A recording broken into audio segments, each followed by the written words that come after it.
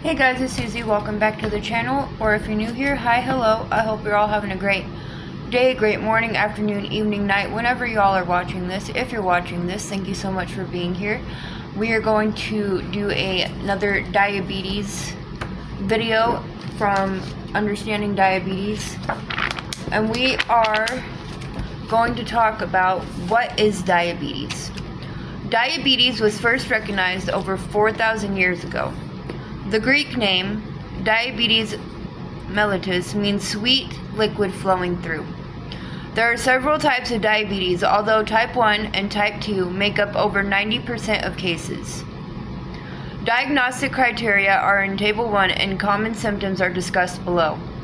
Insulin has been available as a treatment since 1821, although purification, production, and available types have improved greatly through the years. Type 1 diabetes, or T1D. Type 1, also previously known as insulin-dependent diabetes mellitus, IDDM, or juvenile or childhood diabetes, is the most common type found in children and young adults. This condition occurs when the pancreas doesn't make enough insulin. Thus, insulin injections are always required.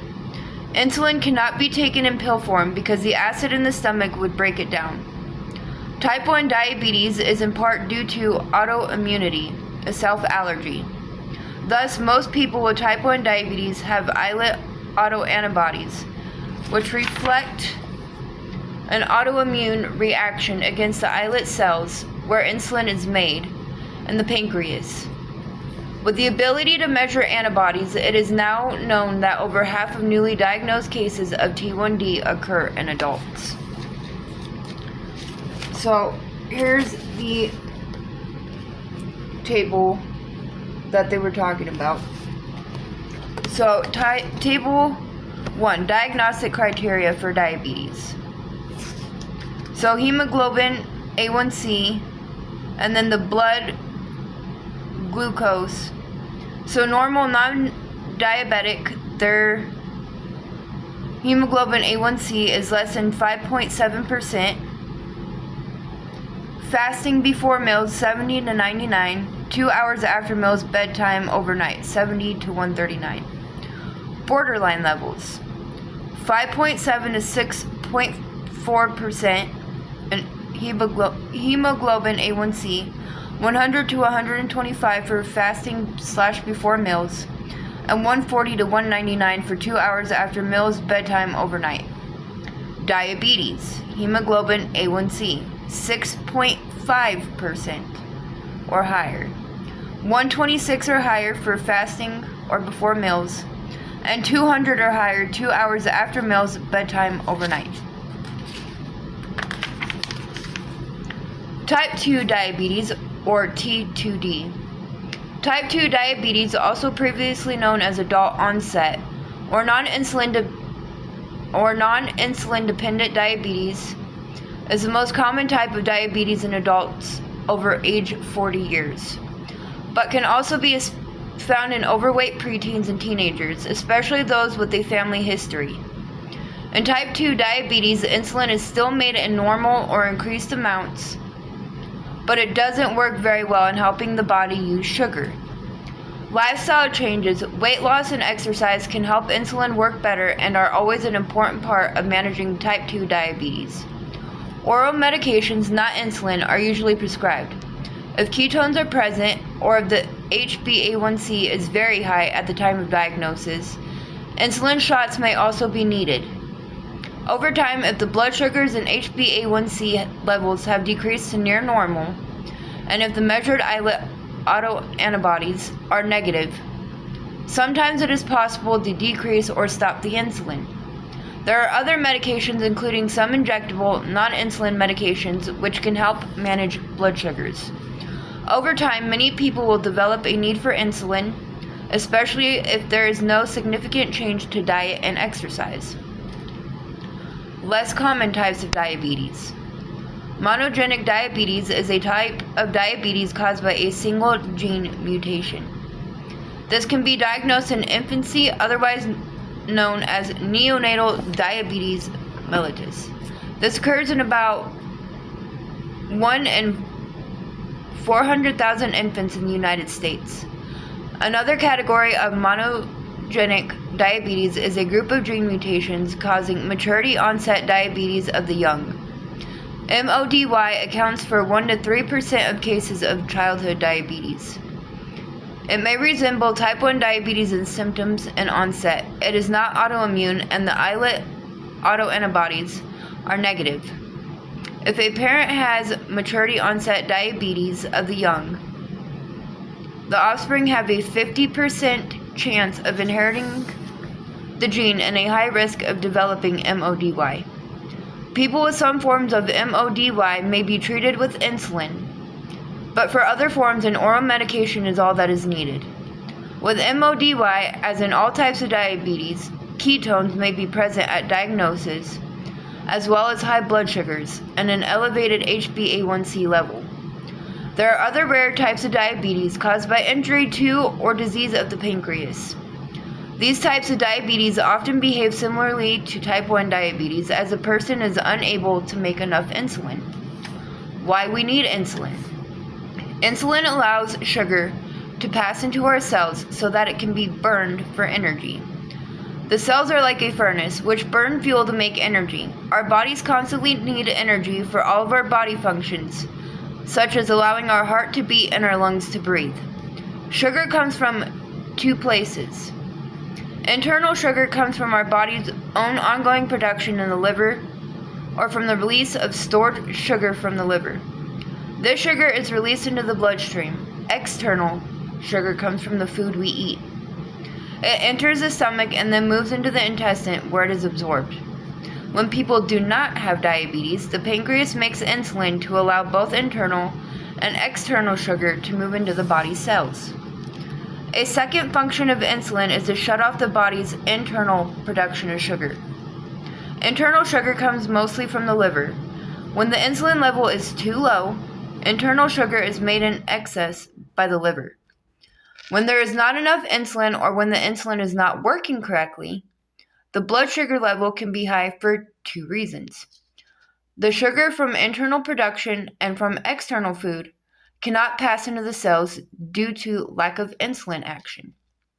Too much internal sugar is being made, not enough insulin to turn off the liver's sugar production. Symptoms of diabetes. When people have type 1 diabetes, the pancreas does not make enough insulin. With type 2 diabetes, the insulin is usually not working correctly. With both types of diabetes, the sugar in the blood cannot pass into the body's cells to be burned for energy. Instead, the blood sugar rises to a high level and overflows through the kidneys into the urine. When sugar enters the urine, water is pulled from all over the body to go out with the sugar. The results are the usual symptoms of diabetes as outlined in the following. 1. Frequent urination. This happens because blood sugar levels are high, and as the sugar passes through the kidney, water is needed to carry the sugar into the urine. Many people will need to urinate at night. Sometimes a person who has been previously dry at night will wet the bed. Small children may have heavier diapers or soak-through diapers. 2. Frequent drinking of liquids. This happens to make up for the increased water lost from the frequent urination. And that was one of the things that happened with my daughter, is before we found out she was a type 1 diabetic, she kept asking for water. I don't want anything else to drink. I want water. I want water. I want water. And I was like, okay, like that's kind of unusual, but you want water? That's cool. Didn't know anything about it. Anyway, moving on. 3. Weight loss. This happens when the body can't get sugar into the cells. The body burns its own fat and protein for energy, resulting in weight loss. Dehydration is another contributing factor in weight loss.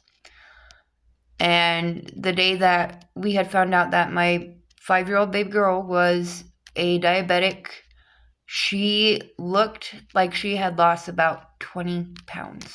So yeah. Anyway, moving on.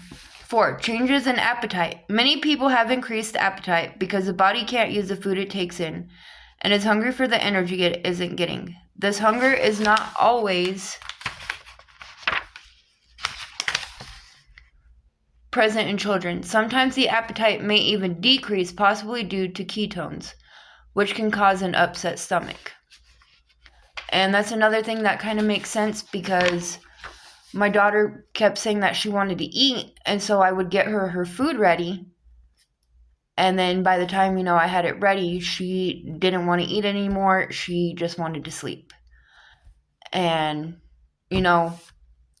I thought maybe she had the flu, and it's like, okay, well, I don't like to eat either when I don't feel good. But, the more I read, the more I learn, the more I research, what have you, it's starting to make sense why, she was acting the way she was acting. Not her fault, obviously, not my fault. None of us caused this. It's just,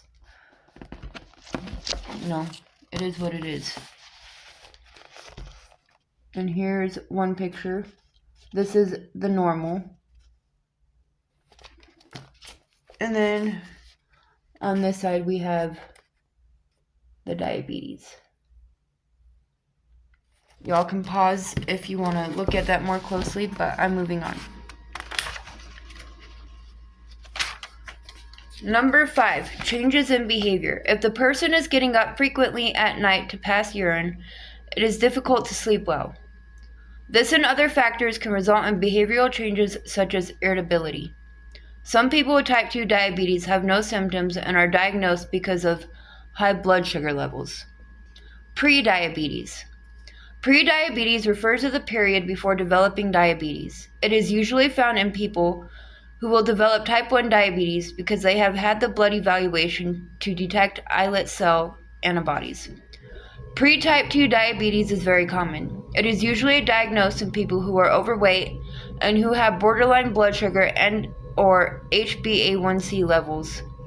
Weight loss and exercise can help delay or prevent the onset of type 2 diabetes. Honeymoon, grace period. Often there is a honeymoon or grace period that may occur a short time after the onset of type 1 diabetes. It commonly starts within 2 to 4 weeks, although not all people have this honeymoon period. Before diagnosis, many of the insulin-producing beta cells have been destroyed and the body cannot keep blood sugars normal. Often blood sugars have been high for days or weeks. The surviving islets do not function well during times of very high blood sugar and shut down. Prior to the honeymoon period, there has not been adequate insulin to turn off the overnight production of sugar by the liver. When extra insulin is given, sugar production is turned off in the liver, and blood glucose becomes more normal, allowing remaining islets to wake up and make a fair bit of insulin. During this honeymoon time, the body may not need much extra insulin. People may think they don't have diabetes. They may be attracted to miracle cures. The honeymoon period may last a few weeks to a few years. Typically, the younger the person, the faster the honeymoon is over. After this period, the body will again need more insulin, although sometimes small amounts of insulin are still made. We advise our patients to continue their insulin during the grace period, even though the dose may be small. Maintaining glucose levels within range as much as possible in the early years of having diabetes is important for preventing later complications. Usually with growth, illness, or stress, there will again be a need for more insulin. This need may be evident when the morning blood sugars start to be above the desired range. It can be hard emotionally to restart insulin shots again if the shots were discontinued. Similarly, some people with type 2 diabetes who become more active and lose weight may be able to discontinue all diabetes medications. Unfortunately, if the weight is regained, medications will again be needed. And we just had an appointment with her endocrinologist on this last Thursday, and they believe that my 5-year-old is right now in the honeymoon or grace period. Anyway, continuing. Definitions: bladder, the organ that collects the water from the kidneys and holds it until it is passed as urine. Cells, very small units of the body, you can only see them with a microscope. External sugar, the sugar taken in from food. Insulin allows the external sugar to pass into the body cells to be used for energy.